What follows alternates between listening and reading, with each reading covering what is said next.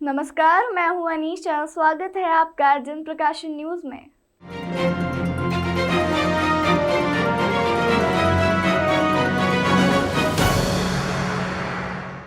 Indore DCP Sampat Upadhyay ने जन प्रकाशन न्यूज संवाददाता सतीश शर्मा से विशेष चर्चा में कहा कि समाज और शहर में सुरक्षा का भाव लाने के लिए पुलिस के बढ़ाए कदम पर्याप्त नहीं, बल्कि जन सहयोग भी आवश्यक है। आप भी सुनिए चर्चा के अंश। शहर में कमिश्नरी लागू होने के बाद भी कई तरह से अपराधों का अलग अलग तरह से नियंत्रण रखने के लिए कई तरह की योजनाओं पर कार्य हो रहा है। इंदौर जोन 2 के डिप्टी कमिश्नर ऑफ पुलिस हमारे साथ हैं संपत उपाध्याय जी। सर, किस तरह से देखते हैं अभी अपराधों पर नियंत्रण को लेकर? अपराधों के नियंत्रण के लिए कमिश्नरेट बनने के बाद से लगातार पुलिस प्रयास कर रही है। इसमें सबसे पहला काम तो एक सुपरविज़न बढ़ा है, जिसमें हमारे शहर में जहां पहले 3 एसपी रैंक के अधिकारी सुपरविज़न के लिए होते हैं, वर्तमान में पूरे शहर को 8 एसपी रैंक के अधिकारी मिले हुए हैं, लगातार सुपरविज़न का काम कर रहे हैं। जो फील्ड के काम हैं वो 4 जोन में विभक्त हैं, जिसमें से जोन 2 का कार्य मैं देखता हूँ। साथ ही साथ जो अन्य पुलिस के इकाइयाँ हैं और जो अन्य काम हैं उसके संबंध में भी अपने डीसीपी क्राइम साहब हैं या इंटेलिजेंस सिक्योरिटी के डीसीपी साहब हैं, ट्रैफिक में भी डीसीपी साहब हैं, सभी लोग काम कर रहे हैं ताकि जनता को बेहतर पुलिसिंग हम दे सकें। रही बात क्राइम के नियंत्रण के लिए जो मुख्यतः अपने फील्ड के जो डीसीपीज हैं उनके कार्यक्षेत्र में आता है, तो उसके लिए भी लगातार थाने स्तर पर प्रयास किए जा रहे हैं, जिनमें अगर कोई घटना होती है तो उनको रोकने के लिए, उनके डिटेक्शन के लिए प्रयास किया जाता है। साथ ही साथ पूरे इलाके में कैमरे का पेनिट्रेशन बढ़ाने के लिए प्रयास किया जा रहा है। नागरिकों को अलग अलग तरीके से पुलिस से जोड़ने का प्रयास किया जा रहा है ताकि हम एक बेहतर पुलिसिंग शहर को दे सकें। सर, तीसरी आंख कैमरे के साथ ही एक और नई उपलब्धि है, ये ड्रोन, जो स्मार्ट ड्रोन किस तरह से काम करेगा? अभी परीक्षण भी किया कुछ दिन पहले से। ड्रोन एक ऐसी तकनीक है जिसका अलग अलग सेक्टर में अलग अलग ढंग से लोग उपयोग कर रहे हैं अपने काम के लिए। पुलिस में भी ड्रोन का उपयोग लंबे समय से किया जाता रहा है।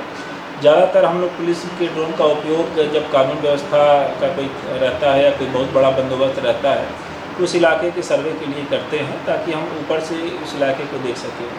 अब इसी ड्रोन को अपने हिसाब से कस्टमाइज़ करने के लिए कुछ वेंडरों से बात हुई है और उनको अपनी रिक्वायरमेंट बताई गई है। अपनी जो मुख्य रिक्वायरमेंट उनको बताई गई है वो यह है कि ड्रोन में ये सिस्टम होना चाहिए जिससे हम अनाउंस कर सकें। कहीं भी हमारा ड्रोन उड़ के जाता है और वहाँ पे नीचे जो जनता है उसको ड्रोन के माध्यम से हम अनाउंस करेंगे तो हम दूर तक अपनी बात पहुँचा पाएंगे। साथ ही साथ उसमें बत्ती और सायरन का सिस्टम हो ताकि वो ड्रोन कहीं पहुँचता है तो लोगों को लगे कि नहीं, पुलिस का एक वाहन या मैसेंजर आ रहा है, और पीए सिस्टम के हिसाब से हम उसको अनाउंस कर सकें।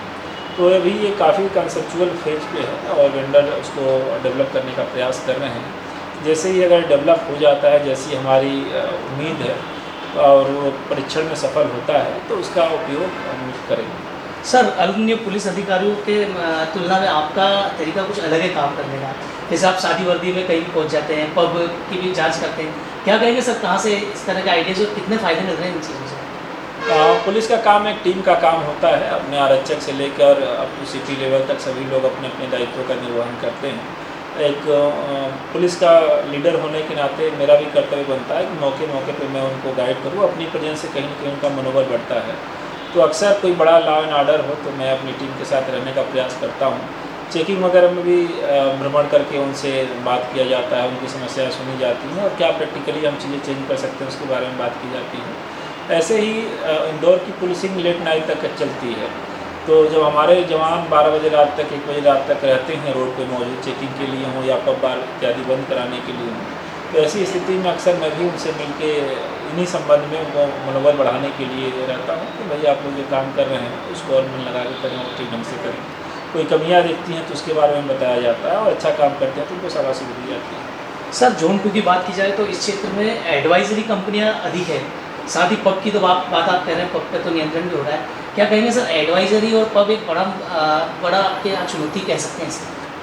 शहर का जो फाइनेंशियल क्षेत्र है वो जोन 2 में आता है और यहाँ पर पहले से ही बाहर के लोग काफ़ी मात्रा में एडवाइजरी फ्रॉड के काम यहाँ पे करते थे, जिसके पूर्व में इंदौर पुलिस ने क्रैकडाउन भी किया और काफ़ी लोग चले गए। लेकिन उन एडवाइजरी कंपनियों में जो वर्कर थे जिन्होंने उनसे काम सीखा था या फ्रॉड करने का तरीका सीखा था, वो कहीं ना कहीं अपना छोटा मोटा 2 लोग 4 लोग के साथ अपने घरों से, फ्लैट से या कोई छोटा ऑफिस लेकर वो काम करने का प्रयास कर रहे थे। इसमें प्रोएक्टिव पुलिसिंग के तहत कार्रवाई की गई है और जहाँ भी शिकायतें मिलती हैं या मुखबिर से सूचना मिलती है उसको डेवलप किया जाता है और डेवलप करके पूरा प्रयास रहता है कि इसमें FIR हो, कार्रवाई हो और जो पीड़ित व्यक्ति हैं उनको चिन्हित करके उनकी मदद की जाए। सर ट्रांसपोर्ट क्षेत्र के जो लोग हैं उनका कहना है कि कहीं ना कहीं गश्त वहाँ पर काफ़ी गश्तों में बहुत प्रॉब्लम देखने को मिलती है रात में गश्त में। पुलिस एक ऐसा विभाग है जिसको 24 घंटे अपनी पब्लिक को सुरक्षा देनी होती है। हमारा आम नागरिक जो है उनको कई बार ये जानकारी नहीं रहती कि जब वो सो रहे होते हैं तो सैकड़ों की संख्या में इंदौर पुलिस के जवान उनकी सुरक्षा के लिए जग रहे होते हैं। एक हमारा एडिशनल SP रैंक का अधिकारी पूरी रात गश्त का प्रभारी रहता है। इसके अलावा अपने 2 DSP साहब रात में, 2 DSP साहब सुबह प्रभारी रहते हैं और सैकड़ों की संख्या में पुलिसकर्मी हर इलाके में, हर बीट में लगे रहते हैं। तो शहर इतना बड़ा है, कितनी भी संख्या अपनी लगे कहीं ना कहीं कुछ क्षेत्र छूट जाते हैं, खास करके वो बाहरी इलाके जो खेत में सुनसान जगह पे घर मकान बने हुए हैं, जो पूर्णतः अभी नगरीय क्षेत्र में आए भी नहीं हैं और या नगरीय क्षेत्र में भी आ भी गए हैं तो वहाँ लाइट नहीं है, कैमरे नहीं है, वहाँ पे गार्ड नहीं है और लोग अकेले रह रहे हैं या अपना मकान में ताला बंद करके लोग चले गए हैं। तो ये सब परिस्थितियाँ भी होती हैं जिनकी वजह से कई बार घटनाएँ चोरी इत्यादि की होती हैं। तो इन पर भी रहवासियों के सहयोग से प्रयास किया जा रहा है कि जो कैमरे लगवाएं, गार्ड रखें, घर इत्यादि बंद करते हैं तो अपने नज़दीकी कोई परिचित को वो जानकारी देकर जाएं। कोई उनका परिचित नहीं है तो पुलिस के बीट का जो हमारा कर्मचारी है उसको जानकारी दे जाए। इसलिए जो बीट के अधिकारी उनका नंबर भी पूरे क्षेत्र में डिस्प्ले किया गया और मीटिंग में भी वो चीज़ें बताई जाती हैं। तो इसमें पूरी तरह से पुलिस भी प्रयास कर रही है और जनता का सहयोग ले रही है, वहाँ से भी हमें सहयोग अपेक्षित है जिस पर हम नियंत्रित कर सकें। बाकी जो अन्य दुर्दांत अपराध होते हैं, जो रास्ते में लूट वाली घटनाएं हैं या कुछ ऐसी घटनाएं हैं, उन पर पुलिस ने काफ़ी प्रभावी नियंत्रण पाया है तो काफ़ी हद तक उन घटनाओं में कमी हुई है। शहर का जो साइज बढ़ रहा है और जितने काम बढ़ रहे हैं पुलिस के और जितने हमारे पास संसाधन हैं उनमें एक सर्वश्रेष्ठ पुलिस जो की जा सकती है वो इंदौर पुलिस द्वारा और जौनपुर की पुलिस द्वारा की जा रही है। सर इसमें कोई शक नहीं है, इंदौर पुलिस आज 46 डिग्री तापमान में भी काम कर रही है। सर क्या कहेंगे सर, पुलिस के लिए भी छाछ और कुछ लस्सी की व्यवस्था की गई थी, क्या कहना चाहेंगे इसमें? जो हमारी लोकल पुलिस रहती है वो अपना कार्य करती है। कोई विशेष लॉ एंड ऑर्डर होता है तो व्यवस्थाएं की जाती हैं। कई बार अपने सामाजिक संगठन इत्यादि भी मदद करते हैं।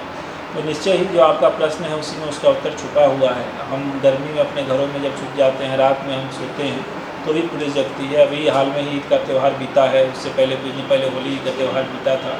जब हम लोग त्यौहार मना रहे होते हैं तब भी पुलिस ड्यूटी कर रही होती है। तो एक अलग ही चैलेंजिंग किस्म का काम है पुलिस का और जितना जनता हमारा पर्सपेक्टिव समझेगी, हमारे स्थान पर खुद को खड़ा होकर देखेगी तो उतना वो पुलिस की परिस्थितियाँ समझ पाएगी और वो भी आएगी मदद करने के लिए कि समाज को सुरक्षित बनाने के लिए, अपने शहर को सुरक्षित बनाने के लिए पुलिस के कदम अकेले पर्याप्त नहीं है, उसमें जनता का सहयोग मिलेगा तो उसमें हम लोग गुणात्मक रूप से सुधार कर पाएंगे। देश दुनिया की तमाम खबरों के लिए चैनल को लाइक, शेयर और सब्सक्राइब जरूर करें।